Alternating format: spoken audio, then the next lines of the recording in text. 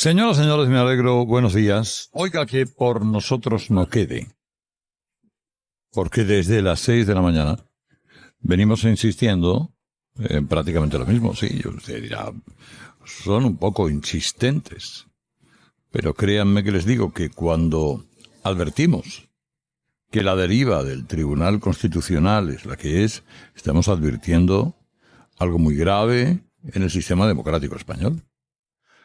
Nada menos que un tribunal nombrado por Sánchez, relleno por sanchistas, que forman una mayoría y que se dedican a exculpar a otros socialistas, a otros sanchistas, los del ERE, y a los delincuentes golpistas, socios del mismo Sánchez.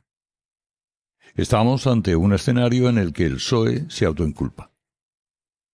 Y en el que además se hace el ofendidito porque hablas de la corrupción de los seres. Es que ahora no se va a poder decir que los seres han sido el mayor escándalo de corrupción que ha habido en España.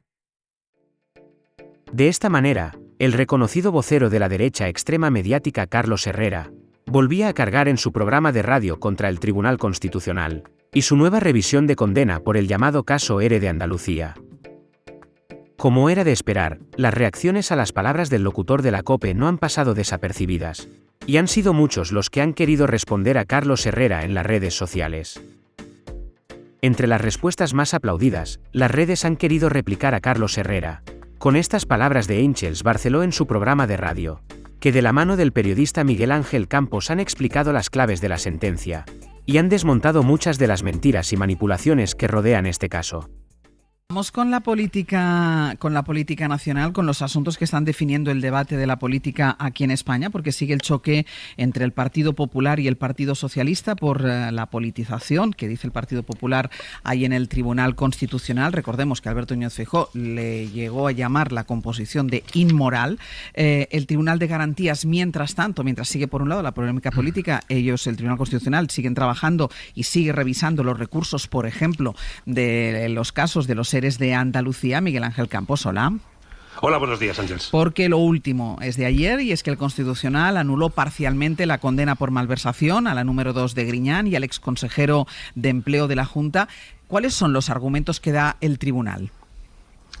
En síntesis, los que ya avanzamos en este abierto la semana pasada, Àngels. De un lado, la mayoría de altos cargos de la Junta de Andalucía fueron condenados por aplicar la ley de presupuestos en el periodo 2002-2009 que posibilitó el reparto de los SERE. Y una ley no delinque. Puede ser objeto de reproche constitucional, algo que nadie planteó cuando se aprobó, pero nunca motivo de persecución penal. Una ley, recordemos, que fue aprobada por el Parlamento andaluz, y la misma responsabilidad tuvieron los cargos de la Junta que los diputados, y no por ello se persiguió a estos últimos. Es el derecho a la legalidad penal que, según la mayoría del Tribunal Constitucional, fue conculcado por los tribunales que les condenaron. En primer lugar por la Audiencia de Sevilla y después por el Supremo, que ratificó las condenas por un estrecho margen de 3-2 en un tribunal proclive a la unanimidad en estos fallos de considerable trascendencia. En segundo lugar, Àngels, el tribunal considera que en algunos casos también se infringió el derecho fundamental a la presunción de inocencia, porque tanto en el periodo en el que actuaron bajo el amparo de la ley de presupuestos como en el que no existía tal cobertura legal, en los años 2000 y 2001, algunos de los procesados fueron condenados sin pruebas que demostrasen que conocían el saqueo, lo instasen o participasen de él. De esta forma, el Constitucional solo mantuvo ayer parte de la malversación al exconsejero de Empleo, Antonio Fernández, mientras que anuló las condenas por este delito para Francisco Vallejo, Jesús Rodríguez y Carmen Martínez Aguayo.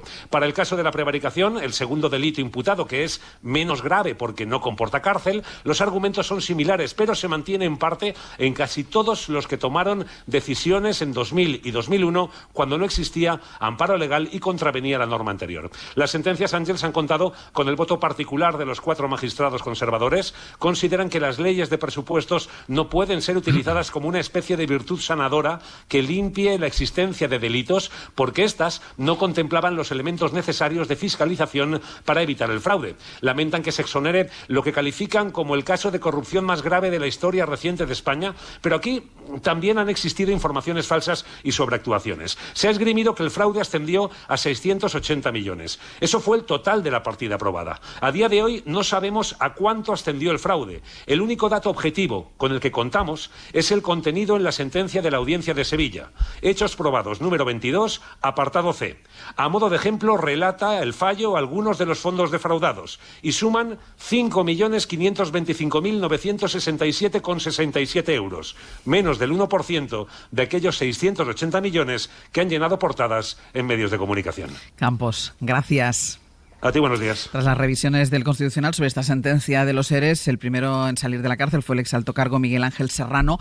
Anoche estuvo aquí en Hora 25 y decía esto. Ninguno de nosotros, ninguno de nuestros colaboradores podía entender que estuviéramos siendo procesados por haber hecho lo que teníamos que hacer, porque al final, claro, es una paradoja, ¿no? Es decir, si una ley es de obligado cumplimiento, como son todas las leyes, ¿qué ocurre? Que si la cumplo, delinco, y si no la cumplo, también delinco, es decir, que delinco haga lo que haga.